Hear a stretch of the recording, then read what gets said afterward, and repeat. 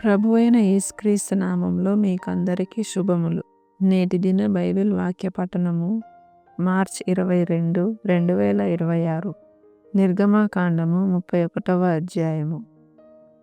మరియు యెహోవా మోషేతో ఇట్లనెను, చూడుము, నేను యూదా గోత్రములో హూరు మనుమడును హూరు కుమారుడునైన బసలేలు అను పేరు గల వానిని పిలిచితిని.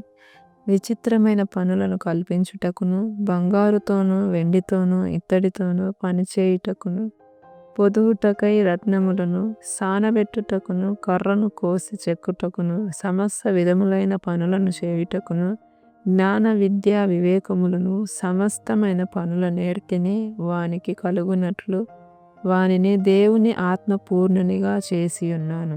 మరియు నేను దాను గోత్రములోని అహీసామాకు కుమారుడైన అహోలియాబును అతని తోడు చేసి తిని, నేను నీకు ఆజ్ఞాపించినవన్నీ చేయునట్లు జ్ఞాన హృదయులందరి హృదయములలో జ్ఞానమును ఉంచియున్నాను.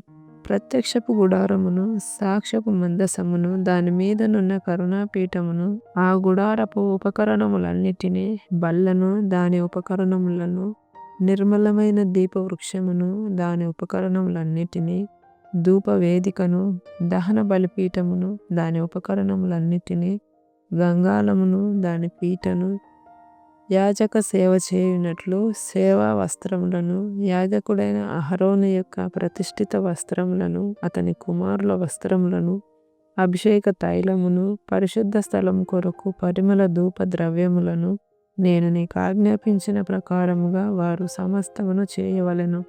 మరియు యెహోవా మోషేతో ఇట్లనెను, నీవు ఇశ్రాయేలీయులతో నిజముగా మీరు నేను నియమించిన విశ్రాంతి దినములను ఆచరింపవలెను. మిమ్మును పరిశుద్ధపరచు యెహోవాను నేనే అని తెలుసుకొనున్నట్లు అది మీ తరతరములకు నాకును మీకును గుర్తగును. కావున మీరు విశ్రాంతి దినమును ఆచరింపవలెను. నిశ్చయముగా అది మీకు పరిశుద్ధము. దానిని అపవిత్రపరచువాడు తన ప్రజలలో నుండి కొట్టివేయబడును. 6 దినములు పనిచేయవచ్చును. 7వ దినము యెహోవాకు ప్రతిష్ఠితమైన విశ్రాంతి దినము. ఆ విశ్రాంతి దినమున పనిచేయు ప్రతివాడును తప్పక మరణశిక్ష నందును. ఇశ్రాయేలీయులు తమ తరతరములకు విశ్రాంతి దినాచారమును అనుసరించి ఆ దినమును ఆచరింపవలెను. అది నిత్య నిబంధన. నాకును ఇశ్రాయేలీయులకును అది ఎల్లప్పుడూ గుర్తై యుండును. ఏలయనగా 6 దినములు యెహోవా భూమి ఆకాశములను సృజించి 7వ దినమున పని మాని విశ్రమించెనని చెప్పుము.